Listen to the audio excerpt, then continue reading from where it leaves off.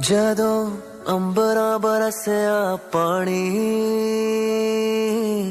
ਮਿੱਟੀ ਦੀ ਖੁਸ਼ਬੂ, ਮਿੱਟੀ ਦੀ ਖੁਸ਼ਬੂ, ਮਿੱਟੀ ਦੀ ਖੁਸ਼ਬੂ ਆਈ।